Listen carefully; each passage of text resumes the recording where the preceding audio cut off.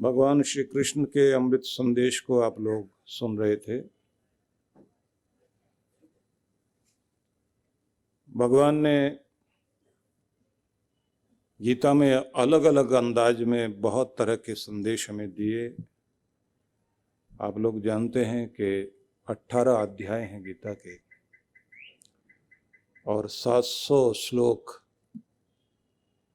यह 18 दिन महाभारत का युद्ध चला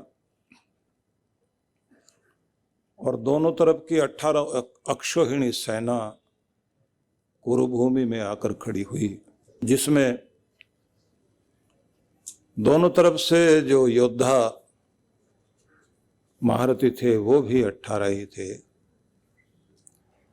और महाभारत ग्रंथ जब लिखा व्यास ऋषि ने तो उन्होंने भी उसके 18 पर्व मतलब 18 अध्याय रखे और सभी अध्याय अपने आप में बड़े अद्भुत हैं।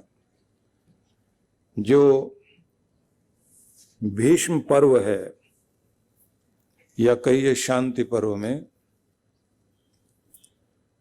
12वें अध्याय में एक बड़ा अलग तरह का वर्णन किया गया, क्योंकि हम लोग 12वें अध्याय के 12वें श्लोक से शुरू हुए थे। तो शांति पर्व में एक 12वां अध्याय है जिसमें भीष्म पितामह ने 9 प्रकार की गीताओं का वर्णन किया। और वो गीताएं, उसका मतलब था कि 9 लोगों के 9 गीत हैं। तो उनमें एक पिंगला गीता है, एक सांपक गीता है। सांपक पुरोहित थे और एक किसान थे, उनके गीत को माना गया मन की गीता। और एक योगी थे, उनके गीत को बोध्य गीता नाम दिया गया।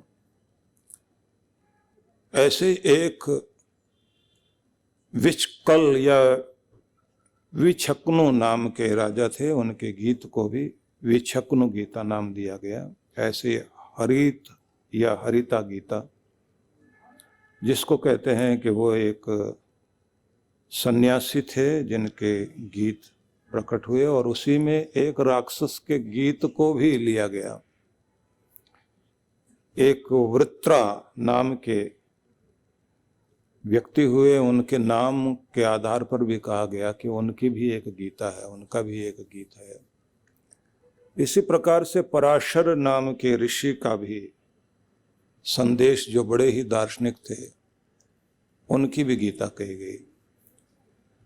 एक महाभारत में अनुगीता भी है, जो आखिर में सबसे बाद में जब कृष्ण भगवान द्वारिका वापस जाने लगे और उन्होंने कहा कि पांडवों को राज्य मिल गया और सब सुखी हो गए, अब मुझे द्वारिका वापस जाना है। तब युधिष्ठिर ने कहा कि अर्जुन को आपने गीता सुनाई, हमको भी सुनाइए। उस अनुगीता में अलग तरह का एक अंदाज में समझाया गया कि आने वाले युगों में जब इंसान के अंदर से धर्म कम होगा, संस्कार बिगड़ेंगे, परंपराएं जो हैं कुप्रथाएं बन जाएंगी, रीति रिवाज जो है इंसान को बांध लेंगे, तब इंसान जो है वो भौतिक चीज़ों में इतना उलझ जाएगा कि उसे अपने रिश्तों और गरिमा का ध्यान नहीं रहेगा। तो उसमें फिर एक कहानी दी गई जिसका सार ये है कि पांडव लोग सबको कृष्ण ने अलग अलग दिशाओं में भेजा था और कहा था कि जाओ, जिस दिशा में तुम्हें कुछ आश्चर्यजनक चीज दिखाई दे वो आकर हमको बताना। तो उन्होंने जिधर जिधर गए, क्योंकि एक दिशा में अर्जुन गए, दूसरी दिशा में भीम गए, एक दिशा में युधिष्ठिर गए, एक दिशा में नकुल सहदेव गए, अलग अलग चीजें उन्होंने देखी। और वो कथा मुझे लगता है लगभग सभी को मालूम होगी। उसका सार मैं आपको सुनाने जा रहा हूँ, क्योंकि कथा में कहानी में जाएंगे तो कथा लंबी हो जाएगी। उस कथा में एक बात तो ये आती है कि जब वो लौट कर आए, उन्होंने सबने आकर बताया हमने कुछ अजीब चीज देखी। जैसे आकर बताया गया, भीम ने कहा कि मैंने किसी पेड़ के नीचे 9 घड़े देखे जो खाली थे, एक भरा हुआ था, 10वां घड़ा। वो एक घड़ा पानी से भरा हुआ रखा है, 9 घड़े सामने हैं और वो पुकारते हैं कि पानी दो। घड़ा उठता है ऊपर और सब घड़ों को भर देता है, लेकिन जब वो खुद खाली हो जाता है तब वो भी चिल्लाता है, भाई मैं जोश में आके तुम्हें सब दे गया, मेरे पास तो बचा ही नहीं, अब तुम मुझे भी तो दो। फिर वो 9 के 9 मुकर जाते हैं, लेके बैठ जाते हैं, एक दूसरे को कहते हैं तू दे तू दे तू दे, और वो 9 के 9 रुक जाते हैं, वो एक अकेला चिल्लाता रहता है। तो भीम पूछता है कृष्ण से कि ये मैंने क्या दुनिया देखी, ये क्या संसार है। तो भगवान कृष्ण कहते हैं ये 9 बेटे और एक पिता की कहानी है।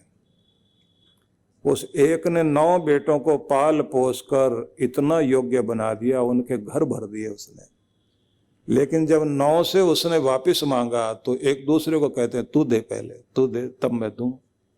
तो 9 के 9 लेके बैठ जाते हैं और एक बाप चिल्लाता रह जाता है कि ये आने वाले युगों की कथा होगी, जो संसार में बड़ी दुखदाई घटनाएं घटने लग जाएगी।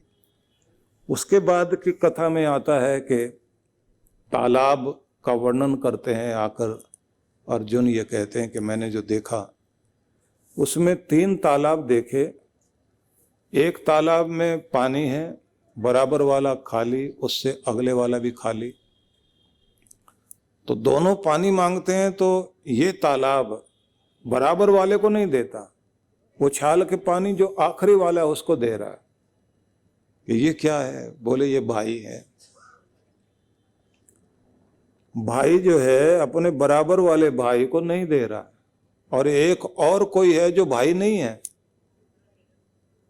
वो गैर है, पर वो मीठी बातें बहुत करता है, चालाक है। तो भाई से पीठ करके बैठ गया ये, लेकिन गैर को दे रहा है और भाई भूखा मर रहा है। कि ये भी स्थिति आएगी दुनिया में। तब नकुल सहदेव ने कहा कि हमने भी कुछ देखा है, बड़े बड़े पक्षियों के पंखों में मंत्र लिखे हुए हैं, उनके सामने मोती पड़े हैं, उसको नहीं खाते, और वो चुन रहे हैं कीड़े मकोड़ों को कि ये क्या है। भगवान कृष्ण कहते हैं जिनके जिम्मे समाज को दिशा देने की जिम्मेदारी है, उनके पास साइन बोर्ड तो बहुत बड़े बड़े होंगे, चमक दमक बहुत होगी, लेकिन वो लोगों का जीवन नहीं बदल पाएंगे, क्योंकि खुद का आहार ठीक नहीं है, आचरण ठीक नहीं है। वो मोती छोड़कर, भक्ति छोड़कर, प्रभु छोड़कर और अपनी आत्म प्रशंसा में इसी में लगे रह जाएंगे। इसलिए रिश्तों में बड़ी गिरावट आएगी कि जो दिशा देने वाले हैं वो भी भटक जाएंगे, भाइयों में भी बात नहीं रह जाएगी, और पिता पुत्र में भी रिश्ते बिगड़े दिखाई देंगे। और इस तरह से रिश्ते बिगड़ते बिगड़ते व्यक्ति उस जगह पहुंच जाएगा कि जहां समाज एक दूसरे का भला नहीं करेगा, सबको अपने मतलब की पड़ी है, स्वार्थी लोग दिखाई देंगे। और उसी समय कहते हैं कि युधिष्ठिर महाराज ने कहा कि हमने भी एक चीज देखी है कि जो बड़ी डरावनी थी।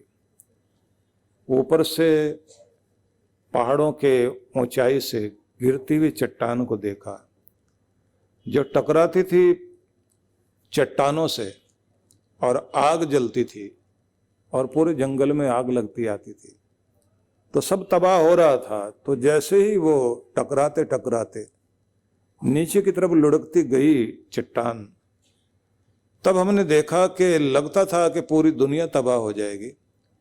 तो एक छोटा सा पौधा था जिसमें बहुत सारे फूल लगे हुए थे, और बड़ा नन्हा सा पौधा तलैटी में खिला हुआ था। उसके एक पत्ते ने हिल के उस चट्टान को संभाल लिया, और वो चट्टान जो बहुत बड़ी थी, नन्हे से पौधे के पत्ते पर ठहर गई और फिर वो विनाश रुक गया। तो पूछते हैं कि ये क्या था? बोले जब चारों तरफ अधर्म फैल जाएगा तो विनाश की चट्टान ऊपर से गिरती हुई जलाती हुई आ रही होगी, उसे संभालने के लिए एक नन्हा सा धर्म का पौधा ही काफी है, वही संभाल लेगा उसे। इसलिए पूरी दुनिया के विनाश को रोकने में समर्थ अगर कोई होगा तो धर्म ही होगा। इसलिए आने वाले युगों में अगर मनुष्य का कल्याण होगा तो धर्म से होगा। प्रत्येक व्यक्ति अपना अपना धर्म निभाए, अपना कर्तव्य निभाए और अपने अंदर की जो इंसानियत है उसे न छोड़े, तो मनुष्य का कल्याण हो सकता है। तो भगवान ने फिर उस धर्म का उपदेश दिया, क्योंकि धर्म के लिए ही भगवान अवतार लेते हैं। परित्राणाय साधूनाम विनाशाय च दुष्कृताम धर्म संस्थापनार्थाय संभवामि युगे युगे। जब वो कहते हैं मैं धर्म की स्थापना के लिए हर युग में प्रकट होता हूं, तो यहां ये बात ध्यान रखने की कि भगवान को धर्म स्थापना के लिए अवतार लेना पड़ता है। तो जो भी दुनिया भर के मनुष्य हैं उन्होंने भी ये कोशिश करनी चाहिए कि दुनिया में धर्म की स्थापना हो, लोगों के हृदय में धर्म ठहरे। प्रश्न उठेगा कि वो धर्म है क्या जो लोगों के अंदर स्थिर होना चाहिए? तो उत्तर दिया गया है आत्मनः प्रतिकूलानि परेशान न समाचरेत। अपने जैसा व्यवहार दूसरों के साथ करिए, जैसा व्यवहार आप अपने लिए चाहते हैं वैसा व्यवहार दूसरों के साथ करना शुरू कर दीजिए। बस इसी का नाम धर्म है, क्योंकि और कुछ समझाएंगे तो समझ में नहीं आता। पुराणों में लिखा कि जैसा अपने लिए और अपने बच्चे के लिए आप व्यवहार चाहते हैं वैसा ही व्यवहार आप समाज के साथ शुरू करें, तो इसका नाम धर्म है। और ये भी कहा गया है कि कुछ वो गुण धर्म भी हैं जिनके द्वारा मनुष्य अपने आंतरिक रूप को सुदृढ़ बनाता है, जिसमें एक चीज आती है कि हमारे अंदर धैर्य कितना है, हम कितने क्षमाशील हैं, हमारे अंदर छल कपट प्रपंच दिखावा अगर नहीं है तो हम धार्मिक हैं, और अगर हम छल कपट प्रपंच से भरे हुए हैं तो हमारे अंदर धर्म नहीं है।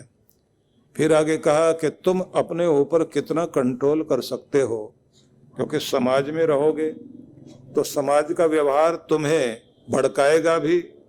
तो अगर तुम उस समय खुद को नियंत्रित कर सकते हो तब तुम धार्मिक हो। फिर साथ में कहा अपने क्रोध को जीत लेते हो तब तुम धार्मिक हो, बुद्धिपूर्वक जीवन जीते हो तब तुम धार्मिक हो, तुम्हारे जीवनचर्या में लक्ष्य ही सत्य है तब तुम धार्मिक हो, और अगर ये सब चीजें नहीं हैं तब तुम अधार्मिक हो। मतलब दूसरों को क्षमा करना भी आना चाहिए, कपट छल से ऊपर उठे, खुद पर कंट्रोल भी लाएं, संतुलन बना करके जीवन को जिएं और पवित्रता का पूरा प्रयोग करें। तो पूरे 10 लक्षण हैं, धृति क्षमा दमोस्तेयम शौचम इंद्रिय निग्रह धीर विद्या सत्यम अक्रोधो दशकम धर्म लक्षणम। इस तरह से धर्म की परिभाषा दी। और महाभारत में एक और परिभाषा भी दी, धारणा धर्म इत्याहु धर्मोदारते प्रजा। जिसके धारण करने से प्रजा का कल्याण होता हो, ऐसे गुण धर्मों को धर्म कहा जाता है। मतलब वो जिससे विश्वास जमे, व्यवहार निभे, समाज का भला हो, और लोग जिन गुण धर्मों पर समाज को स्थापित करते हैं वो सारी चीजें धर्म कहलाती हैं। और इसी रूप में ये भी कहा गया कि प्रत्येक व्यक्ति को कुछ चीजों की नित्य प्रति उपासना करनी चाहिए। अब वो जो मैं बताऊंगा उन्हें आप लोग ध्यान से सुनने की चेष्टा करिए और उन्हें पकड़ने का प्रयास करना। पहली बात, प्रत्येक व्यक्ति को अपने आंतरिक शीतलता को सुरक्षित रखने की निरंतर चेष्टा करनी चाहिए, क्योंकि सभी लोग आपके भीतर की शांति शीतलता को चोट पहुंचाकर आपका दिमाग गर्म करने में लगे रहते हैं। भेजा गर्म हुआ और जिंदगी वहीं से फेल होनी शुरू होती है। तो दिमाग को और आंतरिक शीतलता को, दोनों को संभालना बहुत जरूरी है।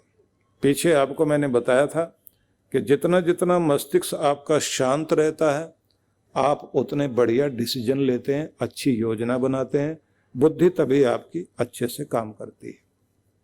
और यदि अंदर दिमाग में गर्मी है तो आप अच्छे डिसीजन नहीं ले पाते, योजना भी नहीं बना पाते। परमात्मा से भी प्रार्थना करनी चाहिए कि प्रभु मुझे मेरे भीतर की शीतलता को सुरक्षित रखना सिखाओ। तब भी जब दूसरे गर्मी खाएं, दूसरे भड़काएं, दूसरे गुस्सा दिलाएं, तो भी मैं अपनी शीतलता को, अपनी शांति को खोऊं नहीं। इस दौलत को संभालना है, क्योंकि बहुत महत्वपूर्ण चीज है ये। जहां अपना आपा खोया और वहीं समस्या खड़ी हुई। एक कूपर नाम के व्यक्ति हुए हैं जिन्होंने सबसे पहले इंग्लैंड में इंग्लिश की डिक्शनरी बनाने का काम किया था। तो उस व्यक्ति के, टॉमस कूपर नाम था उसका, तो उस व्यक्ति की जिंदगी में एक घटना घटी। पति पत्नी में विवाद हो गया और विवाद ज्यादा बढ़ गया। तो विवाद ज्यादा बढ़ने के बाद पत्नी को ये लगा कि इसको किस चीज से ज्यादा चोट पहुंचेगी वो करूं, क्योंकि गुस्से में आदमी यही करता है। ज्यादा चोट पहुंचाने के लिए वही शब्द बोलेगा, वही हरकत करेगा, जिससे अंदर तक आदमी घायल हो जाए। उसने देखा कि ये 8 साल से मेहनत कर रहे थे डिक्शनरी तैयार करने के लिए। वो जो पेपर उन्होंने तैयार करके रखे थे वो सारे उठा कर लाई और अंगीठी में ला करके डाल दिए। ये लो, करो क्या करोगे। आदमी की बुद्धि खराब होती है ना, गुस्सा आता है, अंदर की शीतलता जाती रहेगी। तो ऐसी हरकत करेगा जिस हरकत का मतलब है कि आदमी अंदर तक हिल जाए एक बार में। और जैसे उसने देखा कि वो आग में डाल रही, वो वहां से भागा और इतनी देर में तो माचिस नहीं लगाई उसने, आग में डाला, ऊपर से मिट्टी का तेल, ले अब दे, जो होना था तेरा कर दिया मैंने, जो करना था। इसको भी अब ऐसी स्थिति में, क्योंकि उकसाया गया ना, क्रोध को ईंधन दे दिया गया। अब क्रोध की आग को कोई पेट्रोल दे तो आदमी के अंदर जो उसका जो अवचेतन मन होता है ना, उसमें जन्मों जन्मों की अच्छी बुरी चीजें जमा होती हैं। तो हम सबके अंदर एक जानवर है, उस जानवर को कोई जगा दे अगर, तो आपने देखा होगा लोग क्या हरकत करते हैं। परम पूज्य श्री सुधांशु जी महाराज के पावन सानिध्य में विराट भक्ति सत्संग दिनांक 22 से 25 फरवरी 2024। कार्यक्रम की रूपरेखा। शुभारंभ 22 फरवरी 2024 सायं 4 से 6 बजे। 23 से 25 फरवरी प्रातः 9 से 11 बजे। 23 से 25 फरवरी सायं 4 से 6 बजे। विशेष कार्यक्रम मंत्र दीक्षा 25 फरवरी प्रातः 11 बजे। स्थान सेंट्रल पार्क, शास्त्री नगर, कानपुर, उत्तर प्रदेश। आयोजक विश्व जागृति मिशन कानपुर मंडल। संपर्क सूत्र। आप सब परिवार सादर आमंत्रित हैं।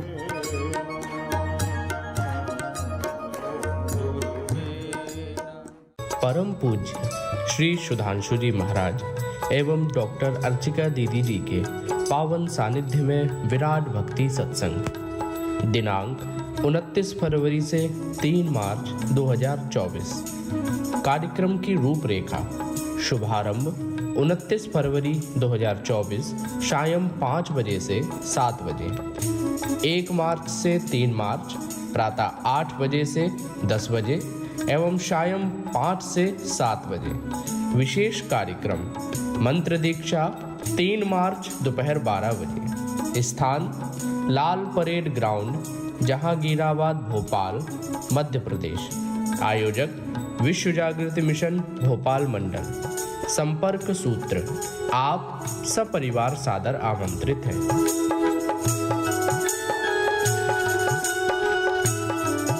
परम पूज्य सद्गुरुदेव श्री सुधांशु जी महाराज एवं डॉक्टर अर्चिका दीदी जी के पावन सानिध्य में शिव मंगल महोत्सव 8 से 10 मार्च 2024 दिल्ली स्थित आनंद धाम आश्रम में होने जा रहा है महाशिवरात्रि पर भव्य एवं विशाल कार्यक्रम।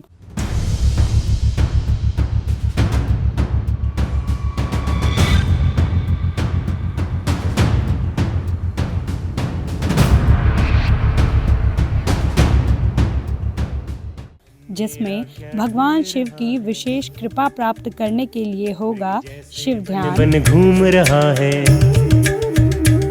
जो पार्थिव शिवलिंगों के साथ रुद्राभिषेक, महारुद्र यज्ञ एवं महाआरती। आप सभी इस कार्यक्रम में सादर आमंत्रित हैं। पंजीकरण एवं अधिक जानकारी के लिए संपर्क करें।